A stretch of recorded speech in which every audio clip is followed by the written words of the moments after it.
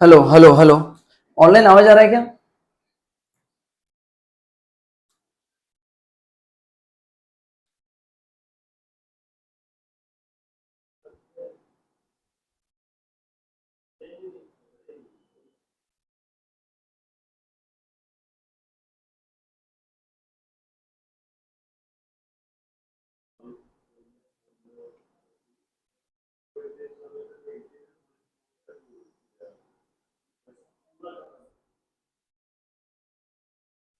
Online आवाज आ रहा है क्या?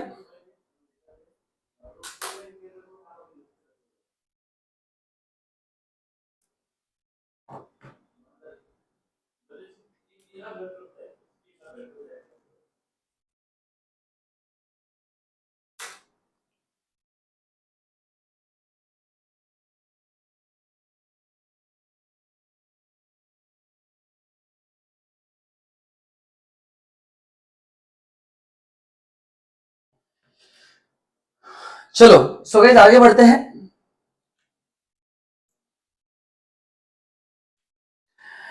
चलो सो हाय गाइस आगे बढ़ते हैं। अपन ने लास्ट लेक्चर में कैश फ्लो का स्टेटमेंट का क्वेश्चन किया था, जो आधा हुआ है आधा बाकी है। आज हम उसको कंप्लीट करेंगे, बराबर है क्या? तो अपन ने पहले 3 एडजस्टमेंट कंप्लीट किए थे, जरा रिप्लाई करो।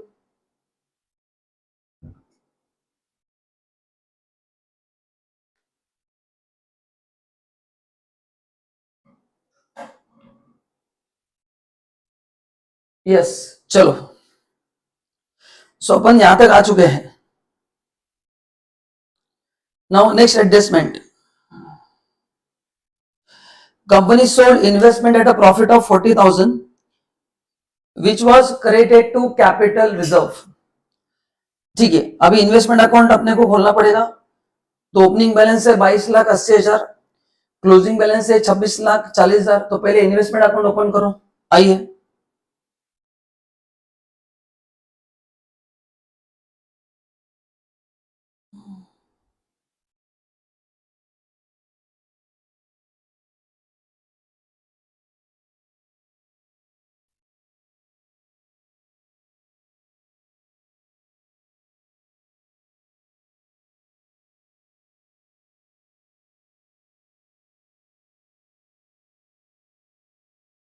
नहीं, इन्वेस्टमेंट का बैलेंस अलग है।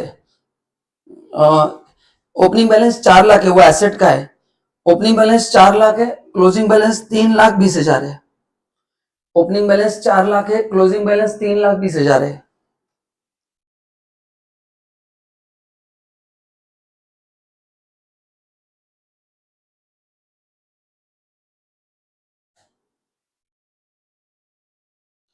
अब इसमें से कुछ इन्वेस्टमेंट बेचे हैं, इसमें से कुछ इन्वेस्टमेंट क्या किया अपन ने, बेच दिए हैं।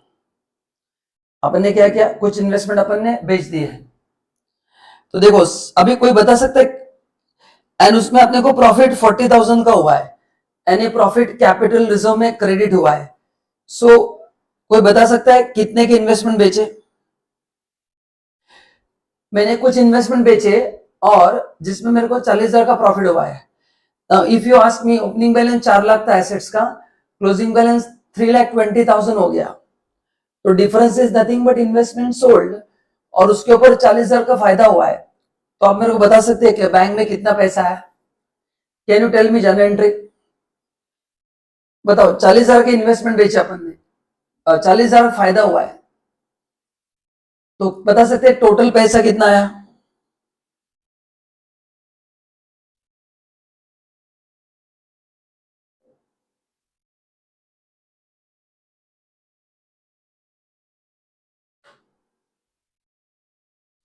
बोलो एनीवन।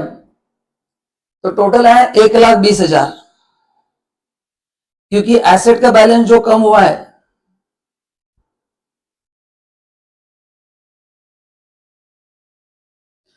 एसेट का बैलेंस जो कम हुआ है वो 80 से कम हुआ है, और 80 में 40 का फायदा हुआ है, मतलब टोटल 120 हुआ है। टोटल कितना हुआ है? 120 हुआ है। बोलो समझा कि नहीं आपको?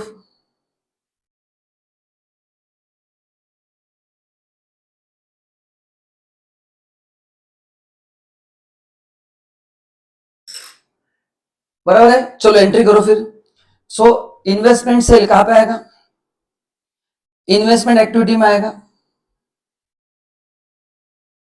Cell of investment 1,20,000, sale of investment 1,20,000।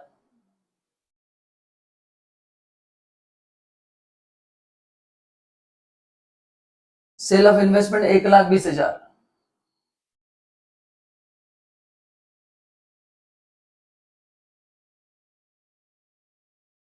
ठीक है। अच्छा अभी देखो कैपिटल रिजर्व अकाउंट, देखो बराबर है क्लोजिंग बैलेंस 40,000 आ गया, तो ये अकाउंट भी टैली हो गया। अभी इन्वेस्टमेंट के क्रेडिट में लिखूंगा मैं बाय बैंक,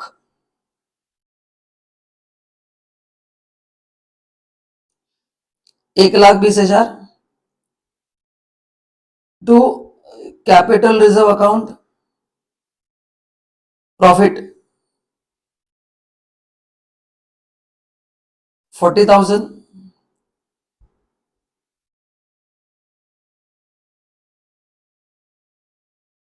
टोटल आ गया इतना। अच्छा ये ऑपरेटिंग एक्टिविटी में नहीं आएगा क्योंकि इसका इंपैक्ट पीएनएल पे नहीं हुआ है। अगर ये प्रॉफिट पीएनएल पे रिकॉर्ड करते तो वहां से माइनस करते, बट ये प्रॉफिट कहां पे रिकॉर्ड हुआ है, कैपिटल रिजर्व में रिकॉर्ड हुआ है, इसका इंपैक्ट पीएनएल पे नहीं हुआ है, इसलिए ऑपरेटिंग एक्टिविटी में वो नहीं आएगा, इसलिए वो ऑपरेटिंग एक्टिविटी में नहीं आएगा। बोलो यहां तक करेक्ट है क्या, बताओ। बस इतना ही होगा, सबको समझा। यहां पे लिखा सेल ऑफ इन्वेस्टमेंट, ठीक है। जरा सब लोग रिप्लाई करो तो मेरे को समझ में नहीं आएगा। आगे debenture and preference capital way redeem at a premium of 5%। तो प्रेफरेंस कैपिटल 4 लाख का 180 280 हो गया,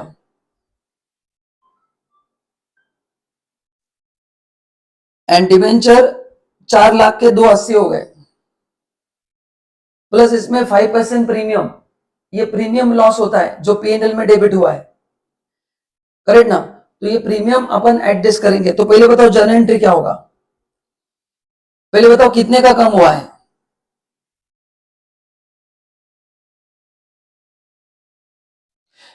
दोनों 4 लाख के 2,80,000 हो गए, मतलब 1,20,000 का रिडम्पशन हुआ है, उसमें 5% प्रीमियम, मतलब टोटल बैंक से पैसा कितना गया, 1,26,000। तो इसका अगर आपको जर्नल एंट्री करना है, जस्ट फॉर द नॉलेज, क्या एंट्री होगा, preference share capital account debit 1,20,000, premium on redemption account debit 6,000, जो पीएनएल में जाएगा as a loss, and to bank account 1,80,000। बराबर है। सेम डिबेंचर का एंट्री होगा 9% डिबेंचर अकाउंट डेबिट। ये जर्नल एंट्री एग्जाम में नहीं करना है, बस आपको समझने के लिए बता रहा हूं मैं। Premium on redemption account debit 6,000,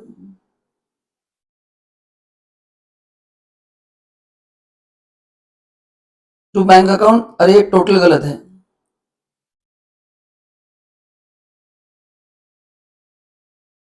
तो ये जर्नल एंट्री का पोस्टिंग होगा। अभी प्रेफरेंस कैपिटल खोलने की जरूरत नहीं, प्रेफरेंस टैली हो गया, डिबेंचर टैली हो गया, तो एक बैंक में इफेक्ट आएगा और एक ये पीएनएल में डेबिट हुआ है, तो ये अपना ऑपरेटिंग एक्सपेंसेस नहीं है, तो उसको अपन क्या करेंगे, एड बैक करेंगे। पीएनएल में क्या करेंगे, एड बैक करेंगे, एंड फाइनेंस एक्टिविटी में माइनस में आएगा, फाइनेंस एक्टिविटी माइनस में आएगा। ये श्रद्धा यू आर राइट, मैंने बैंक में चेंज कर दिया है। तो ये दो जर्नल एंट्रीज बस मैंने आपके नॉलेज के लिए बताई है, एग्जाम में जर्नल एंट्रीज नहीं लिखना है, इतना समय नहीं होगा, बस आपको लॉजिक बिल्ड हो, इसलिए मैं एक एक एंट्री आपको लिख के दे रहा हूं। तो पहले बैंक मतलब लिखो फाइनेंसिंग एक्टिविटी में, redemption of preference capital, redemption of debenture,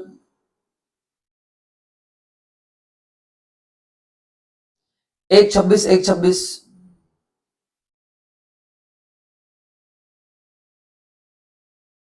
बराबर है। एंड इधर लिखो ऑपरेटिंग एक्टिविटी में एड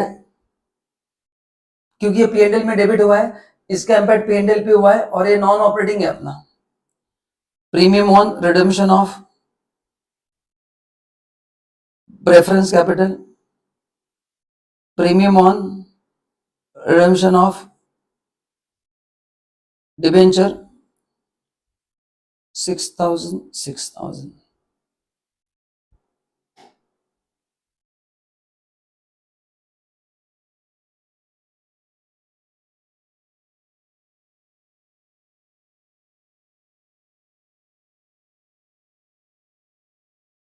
हो गया।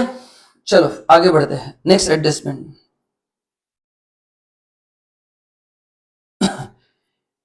ये अपन ने ऑलरेडी कर दिया है ना, ये अपन ने ऑलरेडी कर दिया है। तो एडजस्टमेंट्स हो गए। अभी देखो वन बाय वन बताओ। शेयर कैपिटल देखो 12 लाख का 16 लाख हो गया, मतलब शेयर कैपिटल बढ़ गया। तो ये होगा इश्यू ऑफ शेयर कैपिटल। तो लिखो फाइनेंसिंग एक्टिविटी में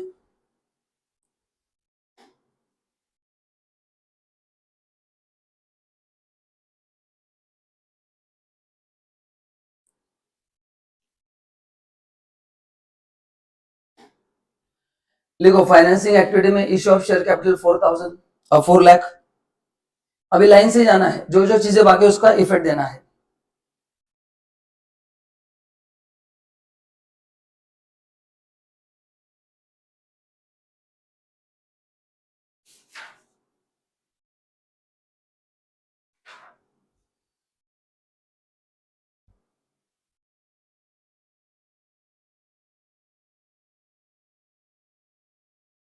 हो गया।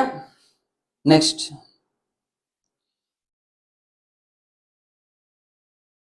प्रेफरेंस कैपिटल हो गया। हो गया ना, प्रेफरेंस कैपिटल चेक करो एक बार।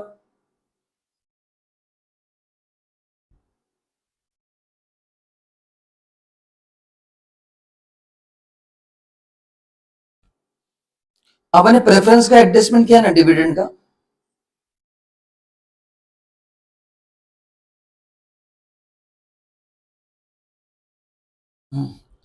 अभी बताओ प्रेफरेंस पे डिविडेंड कितना देना है, क्योंकि प्रेफरेंस कैपिटल में डिविडेंड देना पड़ता है ना। बोलो कितना आएगा।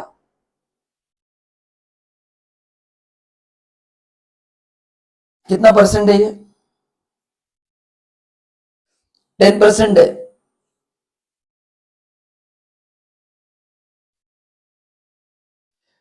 तो अपन डिविडेंड का एडजस्टमेंट यहां से करेंगे,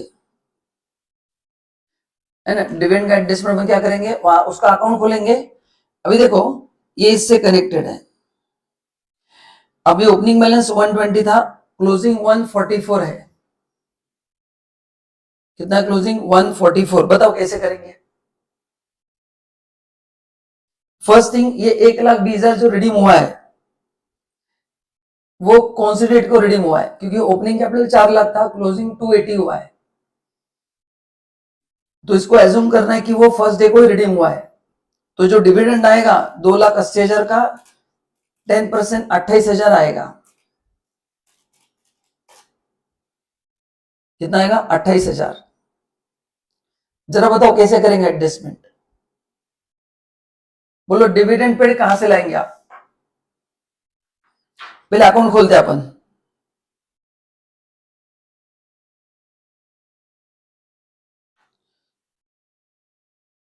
प्रपोज डिविडेंड अकाउंट।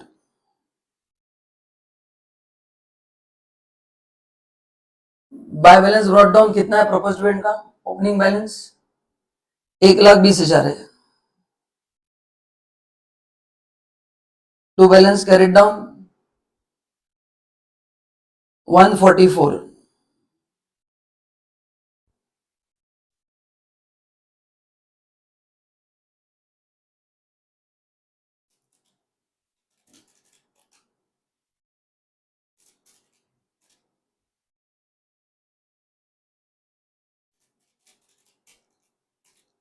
बोलो डिविडेंड का एडजस्टमेंट कैसे करेंगे बताओ।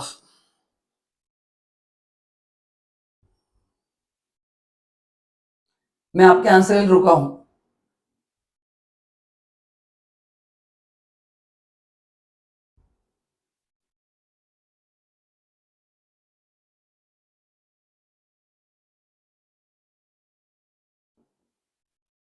Yes, how to do it?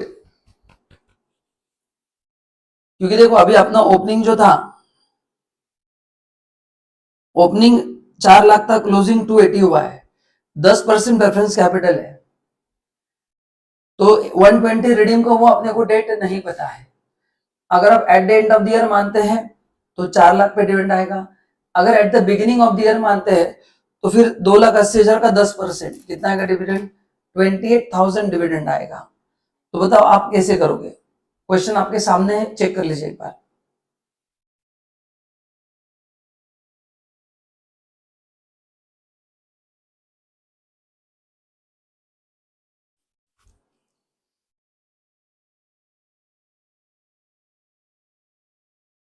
ये अकाउंट आपके सामने है।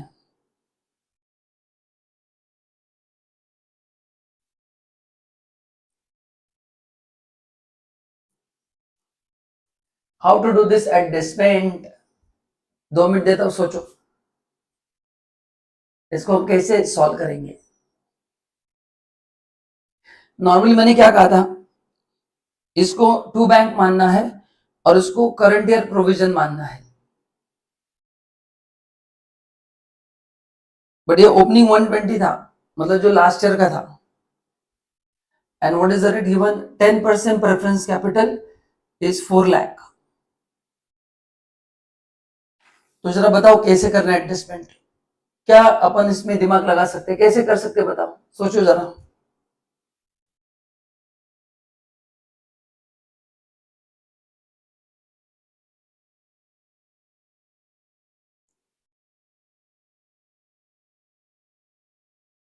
तो एक ऑप्शन है, मैं इसको टू बैंक मानूंगा, लिखना मत हाँ? जो अपन नॉर्मली करते हैं, एज्यूम करते हैं ये पे हुआ है और इसको मानते हैं करंट ईयर प्रोविजन।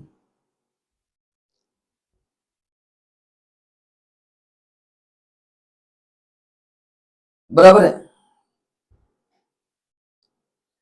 तो क्वेश्चन इज फिर इतना ही करना है या फिर वो जो अमाउंट है कितना है, 10% प्रेफरेंस कैपिटल है ना, उसको भी तो डिविडेंड देना पड़ेगा, उसका क्या होगा? या फिर एज्यूम करना है उसमें वो इंक्लूड है क्या, उसको अलग से एडजस्टमेंट करना है? ये दो चॉइसेस आपके पास है। जैसे अपन ने लास्ट क्वेश्चन में डिबेंचर का अलग से किया था, देखो वैसे ही है। तो ये एक ऑप्शन है, एंड दूसरा तरीका कुछ है तो आप बताइए। और क्योंकि वो 10% ओपनिंग कैपिटल 4 लाख है, क्लोजिंग है 280, तो 120 का रिडम्पशन हुआ है। तो अगर मैं ओपनिंग को भी मानता हूं तो 280 का 10% 28,000 रुपया आएगा।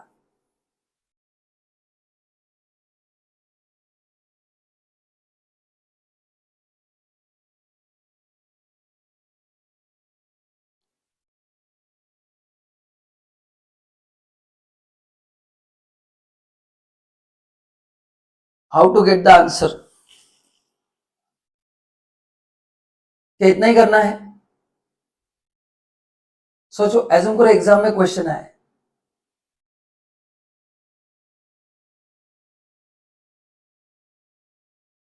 ये एक एजम्पशन है, अब इतना भी कर सकते हैं, बट प्रॉब्लम क्या है, आपने इस साल का प्रोविजन भी कर दिया 144।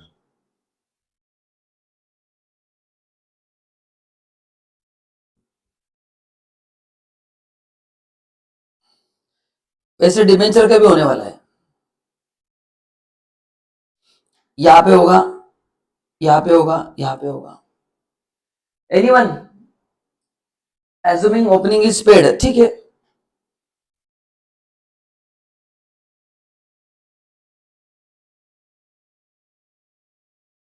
तो ऐसे लिख दो फिर,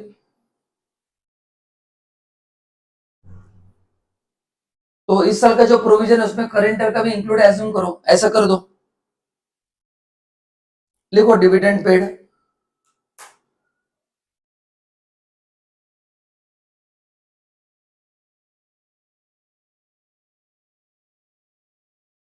लिख लो account.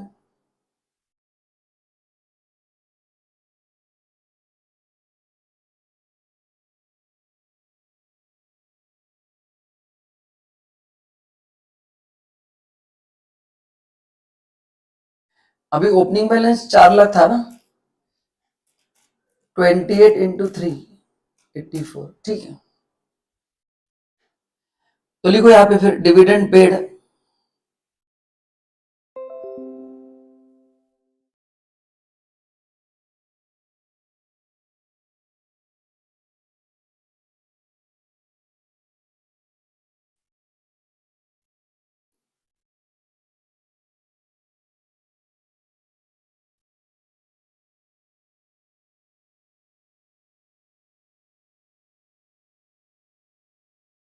To dividend paid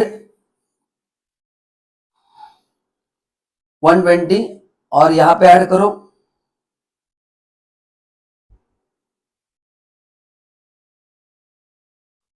propose dividend 1,44,000, propose dividend 1,44,000, ठीक है।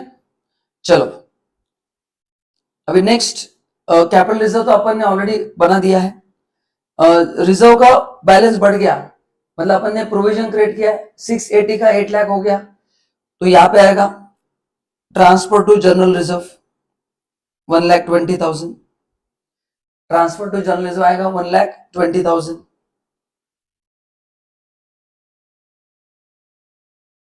उसके बाद पीएनएल अकाउंट अपन ने ले लिया है। डिबेंचर देखो अभी क्या होगा, 4 लाख का 2,80,000 हुआ है,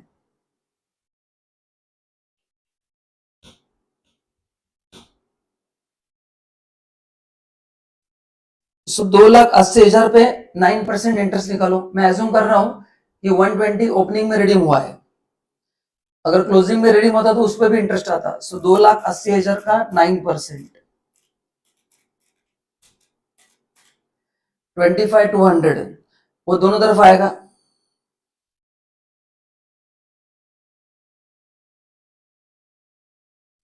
इंटरेस्ट ऑन डिबेंचर 2.8 लाख का 9%, क्योंकि डिबेंचर को इंटरेस्ट देना कंपलसरी है, डिबेंचर को इंटरेस्ट देना क्या है, कंपलसरी है। और यहां पे ऐड करो interest on debenture 25,200,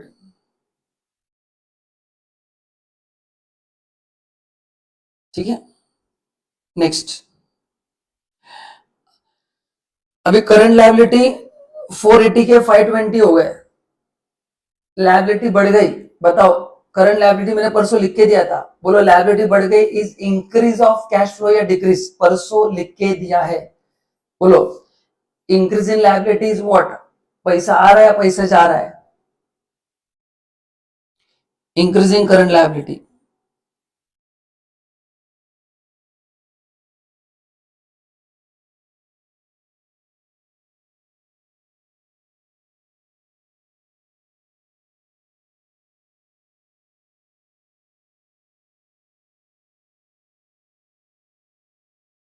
increasing current liability,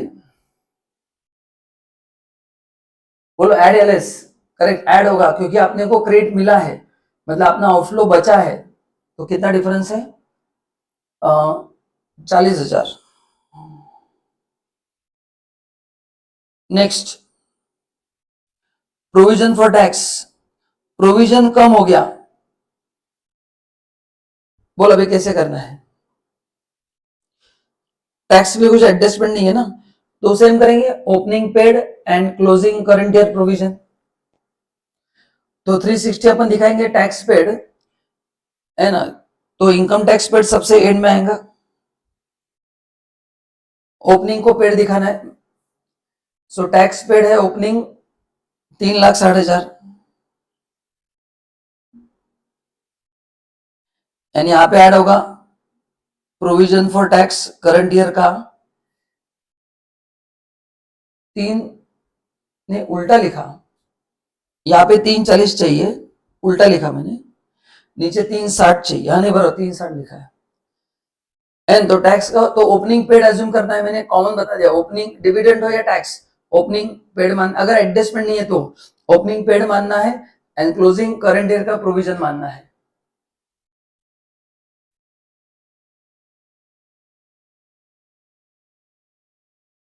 now अभी अनपेड डिविडेंड 16,000 है, ये अपन ने एडजस्टमेंट देखा ही नहीं, तो डिविडेंड तो आपने एडजस्टमेंट थोड़ा चेंज करना पड़ेगा। आपने डिविडेंड कितना माना है,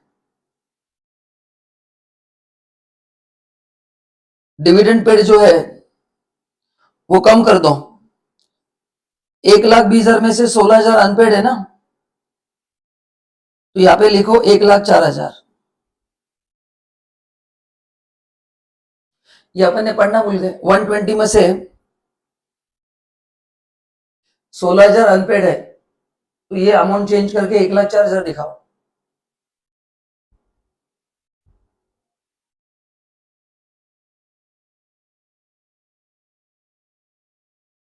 हो गया, ये चेंज कर लिया, ठीक है ना। एसेट साइड में फिक्स एसेट हो गया, इन्वेस्टमेंट हो गया, कैश तो अपन कंपेयर करेंगे। ये कैश, ये अदर करंट एसेट्स। और नाउ करंट एसेट्स बढ़ गए 11,10,000 के 13,10,000 हो गए। मेरा इन्वेस्टमेंट बढ़ गया, इन्वेस्टमेंट बढ़ गया मतलब आउटफ्लो, तो लिखो इंक्रीजिंग करंट एसेट 2 lakhs।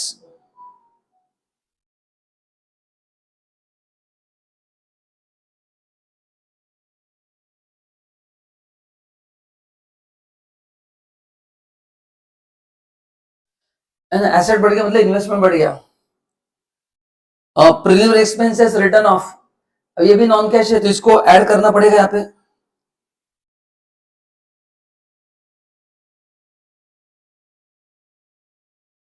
कितना है, 40,000।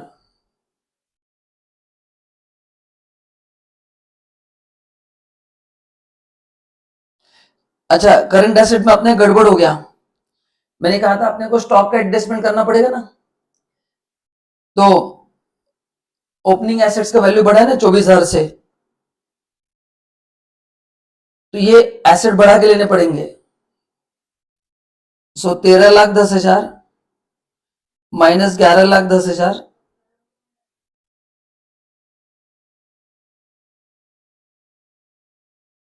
प्लस 24,000, बराबर ना। अपन ने जो कल किया था एडजस्टमेंट, ओपनिंग स्टॉक का वैल्यू बढ़ गया ना, तो ओपनिंग स्टॉक का बढ़ गया तो करंट एसेट बढ़ जाएंगे। सो 13,10,000 माइनस 11,10,000 माइनस 24,000, 1,76,000 आएंगे, उतना चेंज कर लो।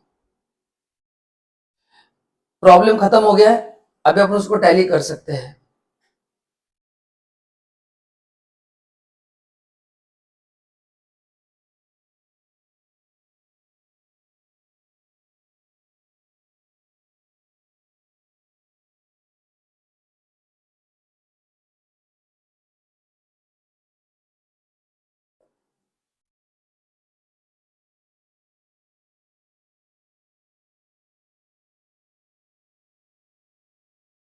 टोटल लो,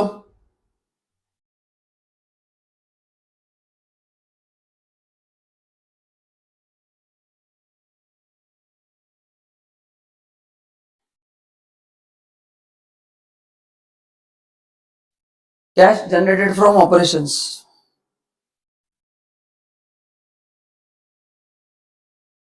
एंड फिर आएगा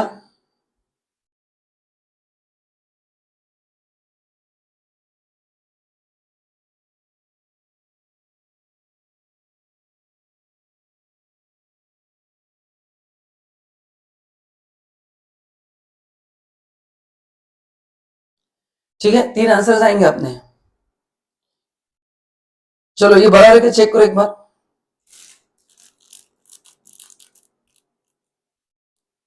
कुछ रह गया क्या श्रद्धा, कुछ रह गया अपना?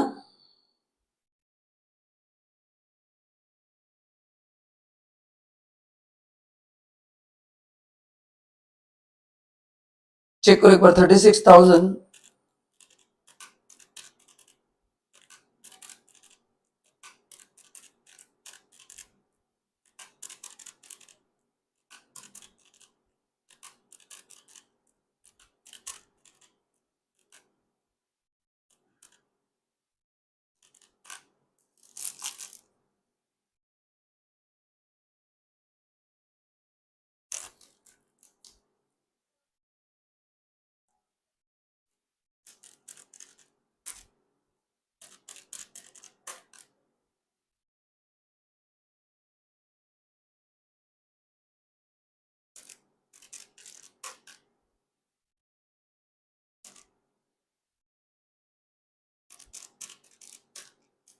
कितना आ रहा है?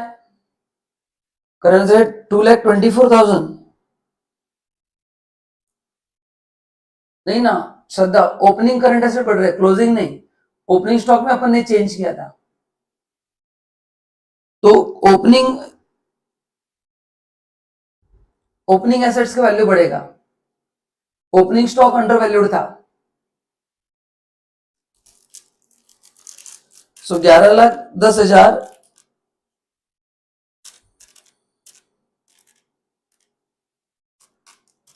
प्लस 24,000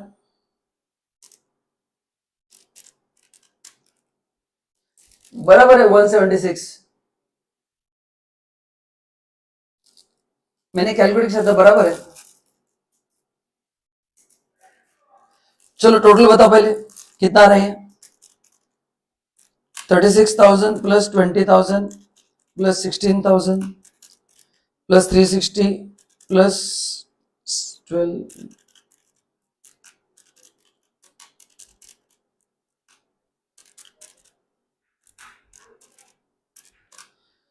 11,13,200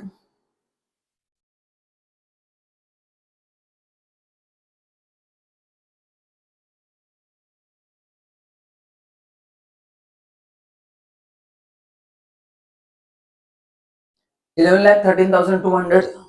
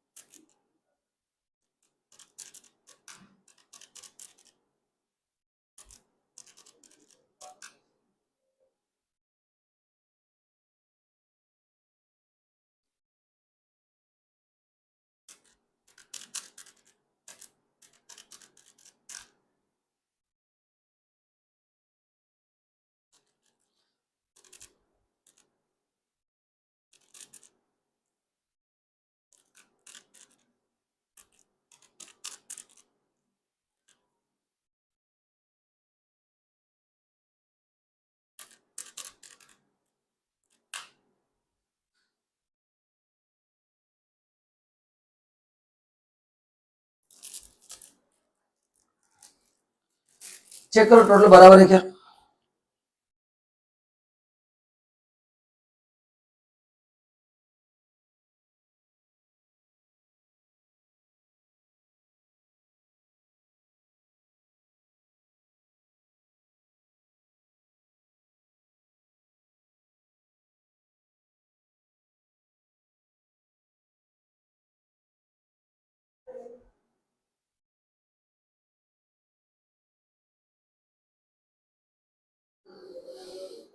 बराबर है ना?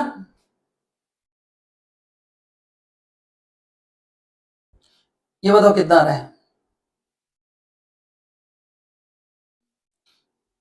2,20,000। सो ये निगेटिव है, 2,20,000 माइनस 856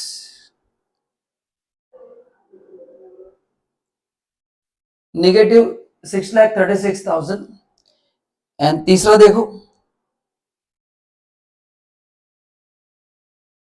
ये 4 लाख में से सब माइनस करो,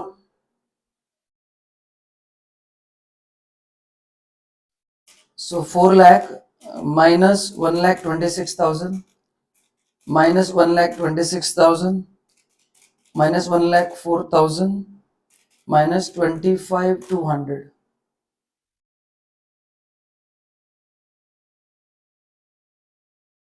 18,200।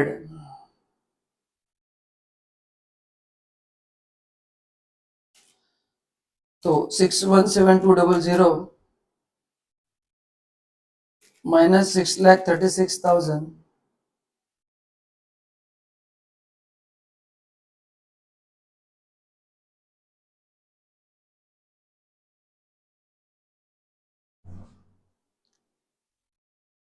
ये जरा चेक करो बराबर है क्या? मेरे को डाउट आ रहा है। 1,26,000 प्लस 1,26,000 प्लस 1,04,000 25,200 माइनस 4,00,000 18,800 आ रहा है। यहाँ पे लिखूंगा मैं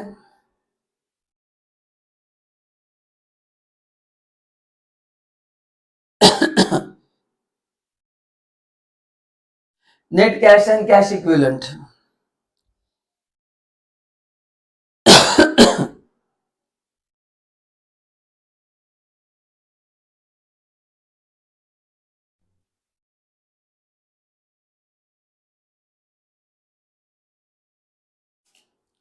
net cash and cash equivalent.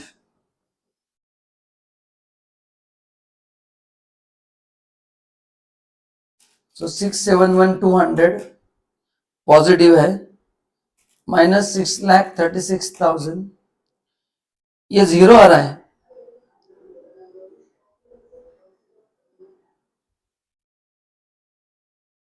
इसमें लिखूंगा opening cash and cash equivalent, इसको मैं ऐड करूंगा एंड अगर क्लोजिंग से मैच होगा तो ओपनिंग कितना कैश है 10,000 एंड अपना आंसर करेक्ट है क्योंकि closing cash and cash equivalent भी 10,000 है, तो ये अपना आंसर करेक्ट हो गया। देखो मैच हो रहा है कि नहीं।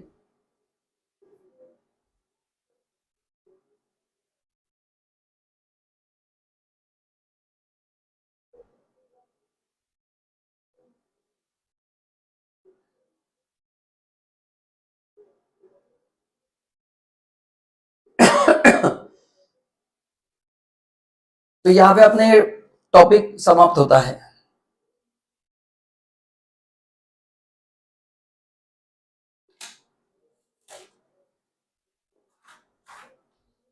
बराबर है क्या? चलो आगे बढ़ते हैं। नाउ नेक्स्ट टॉपिक 6 है, वो है cost of capital. Now cost of capital में अपने को क्या क्या करना है।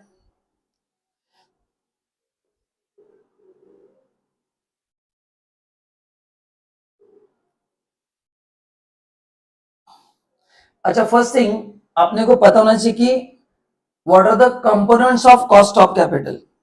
अपने को कॉस्ट निकालना है ना, तो उसके लिए कंपोनेंट पता होने चाहिए। तो बताओ कंपनी कैपिटल कहां से रेज करती है। पहला इक्विटी,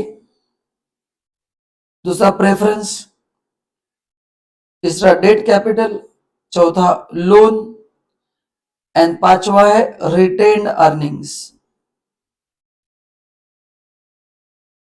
तो these are the 5 sources of capital. बराबर है। तो आपको पहले क्या पता होना चाहिए इस टॉपिक में, इंडिविजुअल कंपोनेंट का कॉस्ट कैसे निकालना है, ये आपको पहले पता होना चाहिए। फिर अपन निकालेंगे कंबाइन कॉस्ट, जिसको हम बोलते हैं weighted average cost of capital. याद है, based on market value and based on book value. And वो जो कॉस्ट ऑफ कैपिटल होगा वो आपका रेट होगा फॉर कैपिटल बजटिंग। तो ये जो रेट आएगा कॉस्ट, इससे कैपिटल बजटिंग के रिटर्न्स अपन जो कंपेयर करेंगे डिस्काउंटिंग फैक्टर, वो यही होगा। तो आपका जो प्रोजेक्ट है उसका रिटर्न उससे ज्यादा होने चाहिए। आपका जो प्रोजेक्ट है उसके रिटर्न्स, तो इसका यूज कहां पे होगा, this is the cost for the company. तो कंपनी जब भी कोई प्रोजेक्ट लेगी, ये जो ओवरऑल कॉस्ट आएगा उससे कंपनी के रिटर्न्स क्या होने चाहिए, ज्यादा होने चाहिए। तो अपन जो कैपिटल बजटिंग के क्वेश्चंस करेंगे, कैपिटल स्ट्रक्चर थ्योरीज करेंगे, उसमें ये अपने को सब लगने वाला है। ठीक है, तो पहले आज मैं आपको एक एक के फॉर्मूला बता देता हूँ। एक बार अपन एक पेज पे सभी फॉर्मूला लिखते हैं ताकि अपना थोड़ा प्रैक्टिस हो जाएगा, एंड उसके बाद फिर कल अपन इसके दो दो तीन तीन क्वेश्चन सॉल्व करेंगे। ठीक है, चलो। तो देखो कैपिटल में क्या क्या आता है, डेट आता है, प्रेफरेंस, इक्विटी, रिटेन अर्निंग, है ना। फिर अपने को उसमें चाहिए वेटेड कॉस्ट, डबल सी चाहिए, based on book value, based on market value. Now what is cost of capital, it is nothing but the returns provided by, return expected by the investor. मतलब आपको जिन लोगों ने पैसा दिया है वो कितना रिटर्न आपसे मांगते हैं, वो है कॉस्ट ऑफ कैपिटल, उससे ऊपर होना जरूरी है। तो कॉस्ट ऑफ कैपिटल के लिए आपको क्या क्या चाहिए, आपको इनिशियल अमाउंट कितने मिलेगा वो चाहिए, प्लस डिविडेंड कितना देना है, इंटरेस्ट कितना देना है ना। देन फिर जब भी आप इंटरेस्ट देंगे आपका टैक्स बचेगा, तो टैक्स बेनिफिट पता होना चाहिए। है ना, तो ये सब आपको पता होना जरूरी है, ठीक है। तो ये मैं ठीक, ये थ्योरी है, अपन डायरेक्ट फॉर्मूला पे आते हैं। तो ये है पहला formula, cost of irredeemable debt. What is irredeemable? अच्छा, दो है, one is cost of redeemable debt, मतलब जो एक पर्टिकुलर समय के बाद हम वापस देने वाले हैं। दूसरा है कॉस्ट ऑफ इररिडीमेबल डेट, मतलब वो लाइफ टाइम रहेगा। क्या फॉर्मूला है? KD is equal to 1 upon NP, NP मतलब नेट प्रोसीड है, इनटू ब्रैकेट 1 माइनस टी। तो ये फॉर्मूला आपको एक पेज पे लिखते जाना है फटाफट, और चेक करो अपन ने नोट्स पे मैंने आपको पार्टीशन करके दिया है। तो आपको पहला हेडिंग लिखना है कॉस्ट ऑफ डेट, उसमें दो चाहिए, one is redeemable, one is non redeemable. कोई बता सकता है what is the formula for redeemable debt? देखो ये फॉर्मूला है क्या, I into bracket 1 minus T. Check करो,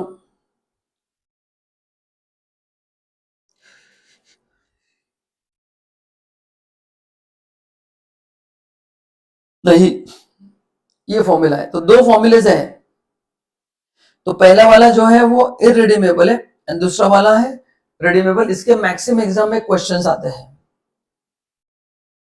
तो what is the formula for redeemable irredeemable debenture?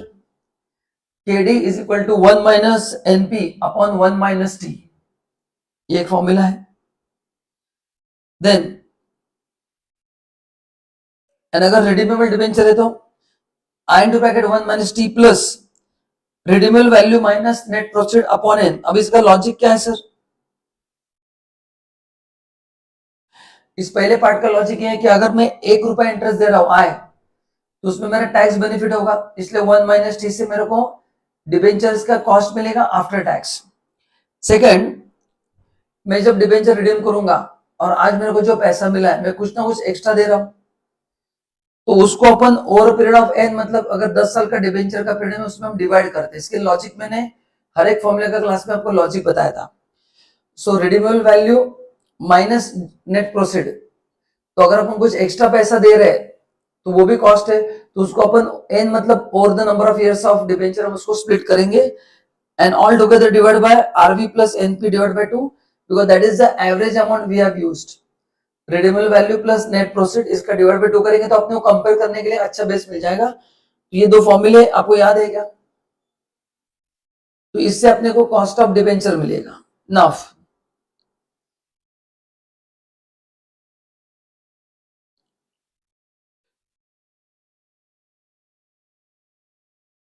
where I is your interest payment, NP net proceed, and net proceed नहीं दिया तो मैंने क्लास में कहा था आप नोट चेक करना, करंट मार्केट प्राइस लेना है, RV is the redemption value, T is the tax rate and N is the remaining life of debentures. ठीक है, नाउ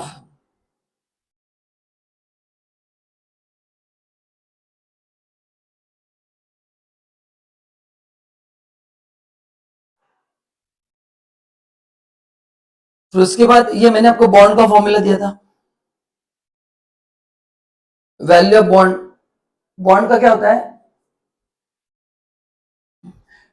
अच्छा, ये बॉन्ड का अपन ने ये एक बार पढ़ के रखना। बॉन्ड में क्या होगा, कंपनी ने 10 लाख के बॉन्ड्स इशू किए हैं, कंपनी हर साल 1-1 लाख रुपए रिडीम करने वाली है, इसलिए अलग अलग अपने को क्या करना पड़ेगा, कॉस्ट निकालना पड़ेगा। C1 अपॉन 1 प्लस के डी रेस टू 1, फिर C2 CN। तो जितना अमाउंट अपन रिडीम करते जाएंगे, ये अपने को क्लास में क्वेश्चन क्या था बॉन्ड का, तो ये बॉन्ड का एक बार देख के रखना, इतना इंपॉर्टेंट नहीं है बट एक बार देख के रखना, स्किप मत करना। तो ये हर कितनी बार लिखना है, अगर 5 बार रिडेम्पशन हो रहा है तो 5 बार लिखना पड़ेगा। 10 लाख का बॉन्ड हर साल 2 लाख रिडीम हो रहा है तो 5 पार्ट में वो क्या होगा, डिवाइड होगा, वैसा है। Then cost of redeemable preference shares, same formula, बस यहाँ पे क्या होगा चेंज, जब आप प्रेफरेंस शेयर्स का डिविडेंड देते तो टैक्स की बचत नहीं होती है, dividend is paid after tax. So बस ऊपर था I into bracket 1 minus T, उसकी जगह पे क्या आएगा, ईडी आएगा, प्रेफरेंस डिविडेंड, बाकी सब कुछ सेम है। ना कॉस्ट ऑफ इक्विटी निकालने के लिए अलग अलग अप्रोच है जो अपन ने क्लास में पढ़े थे। पहला था dividend price approach, second earning price approach, growth approach, realise yield approach, capital asset pricing approach. तो इतने सारे अलग अलग अप्रोचेस जो है वो अपन क्या करने वाले हैं, यूज करने वाले हैं। तो पहला है डिविडेंड प्राइस अप्रोच। तो ये पहला जो अप्रोच वो अज्यूम करता है कि डिविडेंड आपका कांस्टेंट रहेगा पर शेयर। तो dividend upon the present value, मतलब प्रेजेंट जो क्योंकि डिविडेंड के ऊपर प्रेजेंट वैल्यू होता है, तो जितना आप ज्यादा डिविडेंड देंगे प्रेजेंट वैल्यू अकॉर्डिंगली वेरी होता है, ऐसे ये माना जाता है। So dividend upon P0। तो आपको एग्जाम में चेक करना पड़ेगा कि कॉस्ट ऑफ इक्विटी निकालने के लिए इसमें से कौन सा मेथड दिया है, एंड वो मेथड आपको अप्लाई करना पड़ेगा। तो इसमें काफी सारे फॉर्मूले आपको लर्न करना है। तो आज का आपको होमवर्क है, ये सभी फॉर्मूले एक पेज पे आपको लिखो। मैंने क्लास में भी आपको कहा था कि अलग बनाओ, ताकि आपके लिए वो आसान होगा। Second, cost of irredeemable preference shares, same. KP is equal to preference dividend upon PN. What is PN? Net proceed from the preference shares. But ये उधर का था, अपने को यहां से जाना है। तो पहले मैंने खत्म किया डिविडेंड प्राइस, ये रहेगा इसलिए बड़ा। अभी सेकंड कौन सा है, अर्निंग प्राइस। अर्निंग प्राइस में अप्रोच क्या है, K is equal to earning per share upon market price पर शेयर, ये दूसरा है। तो गाइस मैं जो बोला आपको समझ में आ रहा है क्या, एग्जाम में कॉस्ट ऑफ इक्विटी निकालने के लिए आपको अलग अलग मेथड्स है, इसमें से आपको फॉर्मूला पता होना जरूरी है, और फिर कौन सा अप्लाई करना है वो भी पता होना जरूरी है। सो ये थोड़ा अच्छे से पढ़ना है। एग्जाम में आपको जज करना पड़ेगा कि इसमें से कौन सा मेथड यूज करना है, depend on the data given. Are you getting my point? Then Jordan model के हिसाब से फॉर्मूला क्या है, KE is equal to D1 upon P0 plus G। D1 मतलब expected dividend at the end of the year 1, P0 आज का price, and G is the growth rate.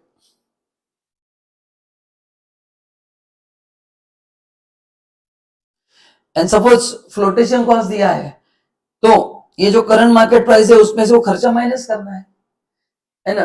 Current market price में से खर्चा क्या करना है, अपने को माइनस करना है। मतलब P0 मतलब करंट मार्केट प्राइस, उसको रेस करने के लिए कुछ खर्चा दिया एग्जाम में, तो उसको माइनस करना है। देन जॉर्डन ग्रोथ मॉडल क्या फॉर्मूला है, G is equal to B into R। ये अपन ने देखो कैपिटल स्ट्रक्चर थ्रेज में पढ़ा था।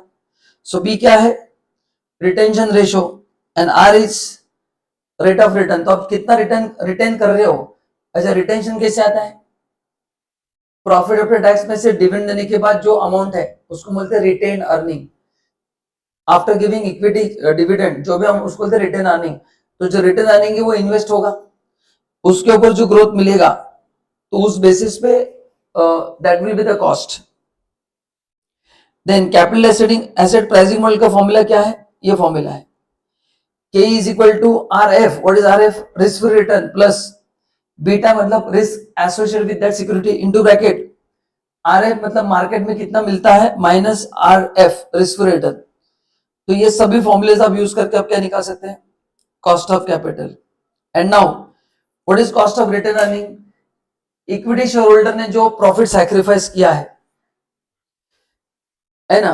प्रॉफिट मतलब क्योंकि आपने उनका पैसा रिटेन किया। अगर आज आप उनको पैसा देते तो वो इन्वेस्ट कर पाते, एंड इन्वेस्ट करके कुछ तो कुछ रिटर्न मिलते, तो उनका जो अपॉर्चुनिटी लॉस्ट हुआ है उसका है वो, है ना। तो जो इक्विटी के लिए मेथड है वही है, इक्विटी का कॉस्ट जैसे आएगा वही रिटेन अर्निंग का कॉस्ट आएगा। तो उसमें कुछ अलग पढ़ने की जरूरत नहीं है। Cost of equity is equal to cost of retain earning. तो इक्विटी के लिए जो आप फॉर्मूला यूज करेंगे वही होगा, तो उसमें अलग पढ़ने की जरूरत। एंड फिर अपन लास्ट निकालेंगे weighted average cost of capital, है ना। उसमें क्या करना है आपको पता है, सोर्स लिखेंगे, अमाउंट लिखेंगे, उसके वेट्स असाइन करेंगे, उसको कॉस्ट से क्या करेंगे, मल्टीप्लाई करेंगे। तो ये एकदम सिंपल है। तो ये था थ्योरी पार्ट, एंड वेट्स दो थे, book value and market value. तो मार्केट वैल्यू कहाँ पे होता है, मैंने कहा था इक्विटी एंड प्रेफरेंस के लिए मार्केट वैल्यू होता है, बाकी डिबेंचर लोन के लिए कोई मार्केट वैल्यू नहीं होगा। तो उतना मार्केट वैल्यू के बेसिस पे अपने को निकालना है, बाकी रिजर्व वगैरह सब बुक वैल्यू पे होगा। तो ये अपन कल करेंगे सब कुछ। तो आज आपका होमवर्क क्या है, आज का होमवर्क ये है कि एक पेज पे कॉस्ट ऑफ कैपिटल के सभी फॉर्मूले लिख के ग्रुप पे फोटो भेजना है। क्या करना है, ग्रुप पे कंपल्सरी आपको फोटो भेजना है, एक पेज पे सभी फॉर्मूले लिखो, ताकि कल जब अपन न्यूमेरिकल करेंगे तो आपके लिए डिफिकल्टी नहीं होगा। तो कल अपन 2-4 क्वेश्चन सॉल्व करेंगे इसके, एंड कल ये टॉपिक को खत्म कर देंगे। क्योंकि आप होमवर्क नहीं करेंगे ना तो क्या होगा, खाली मैं सॉल्व करूंगा आपको फायदा नहीं होगा। तो अगर आप चाहते हैं कि आपको फायदा हो तो ऐसा करो, और कल से मेरा लेक्चर ऑनलाइन लाइव होगा, टाइम में ग्रुप पे डाल दूंगा।